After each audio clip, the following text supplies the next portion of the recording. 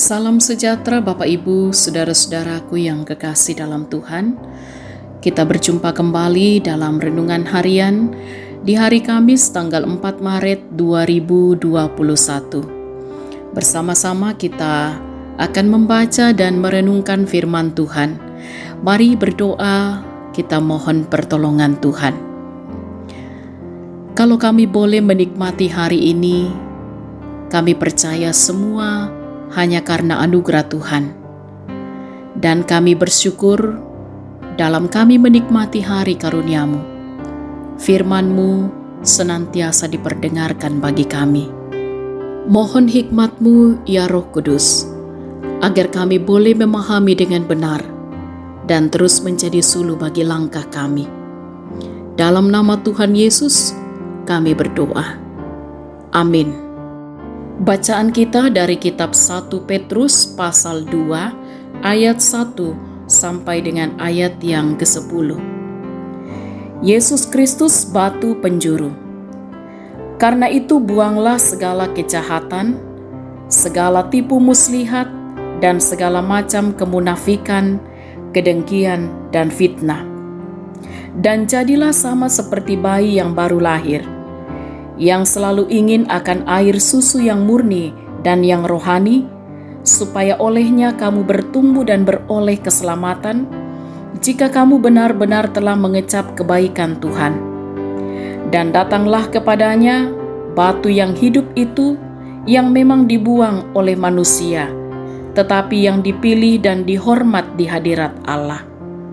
Dan biarlah kamu juga dipergunakan sebagai batu hidup untuk pembangunan suatu rumah rohani, bagi suatu imamat kudus, untuk mempersembahkan persembahan rohani yang karena Yesus Kristus berkenan kepada Allah. Sebab ada tertulis dalam kitab suci, sesungguhnya aku meletakkan di Sion sebuah batu yang terpilih, sebuah batu penjuru yang mahal, dan siapa yang percaya kepadanya tidak akan dipermalukan. Karena itu bagi kamu yang percaya, ia mahal, tetapi bagi mereka yang tidak percaya, batu yang telah dibuang oleh tukang-tukang bangunan telah menjadi batu penjuru, juga telah menjadi batu sentuhan dan suatu batu sandungan. Mereka tersandung padanya, karena mereka tidak taat kepada firman Allah, dan untuk itu mereka juga telah disediakan. Tetapi kamulah bangsa yang terpilih, imamat yang rajani, bangsa yang kudus, umat kepunyaan Allah sendiri, supaya kamu memberitakan perbuatan-perbuatan yang besar dari Dia, yang telah memanggil kamu keluar dari kegelapan kepada terangnya yang ajaib. Kamu yang dahulu bukan umat Allah, tetapi yang sekarang telah menjadi umat-Nya, yang dahulu tidak dikasihani, tetapi yang sekarang telah beroleh belas kasihan. Amin. Tema renungan kita, umat pilihan Allah. Kombongan napilei lang sak puang. Saudara-saudara yang kekasih dalam Tuhan, saat kita hendak memilih sesuatu, tentu kita akan memilih pilihan yang terbaik menurut ukuran kita, sebab pilihan yang kita anggap terbaik belum tentu terbaik menurut orang lain. Walaupun demikian, terkadang pilihan kita adalah pilihan yang tidak disukai atau ditolak oleh orang lain. Sama seperti Yesus Kristus yang adalah batu hidup, ditolak dan dibuang oleh tukang-tukang bangunan, tetapi justru Dialah yang dipilih Allah menjadi batu penjuru untuk mendirikan kerajaan Allah di dunia ini. Di atas batu penjuru itulah umat dipilih dan disusun menjadi batu-batu hidup untuk pembangunan rumah rohani. Orang percaya telah dipanggil dari kegelapan kepada terang Tuhan yang ajaib, sehingga Rasul Petrus dengan tegas mengatakan bahwa orang-orang yang percaya kepada Yesus adalah bangsa terpilih, imamat yang rajani, bangsa yang kudus, umat kepunyaan Allah yang dipilih untuk menjadi saksi tentang karya penyelamatan Allah di dalam Yesus Kristus. Menjadi umat Allah atau orang percaya bukanlah hal kebetulan terjadi. Mengapa? Karena umat Allah adalah orang-orang pilihan Allah yang sekalipun telah berdosa, tetapi telah diselamatkan dan dikuduskan untuk pekerjaan Allah. Saudara-saudaraku, kita telah dipilih Allah sebagai umat pilihannya, sekalipun menurut ukuran kita tidak layak karena kita adalah orang yang berdosa dan pantas dihukum. Namun karena kita dikasihinya serta berharga, maka kita tetap dipilih olehnya. Karena itu, marilah kita hidup dalam kekudusan, sebab Tuhan yang memilih dan memanggil kita adalah kudus adanya. Selain itu, marilah kita menjadi batu-batu hidup untuk pembangunan rohani, serta menjadi saksi dalam memberitakan penyelamatan Allah kepada dunia, bahwa melalui Yesus Kristus yang telah mati, namun bangkit untuk dunia. Amin. Mari kita berdoa. Sesungguhnya kami tidak layak di hadapan-Mu ya Allah, karena kami sadar akan segala dosa-dosa kami. Namun kami bersyukur bahwa hanya oleh anugerah-Mu, Engkau memanggil dan memilih kami untuk menjadi umat pilihan-Mu.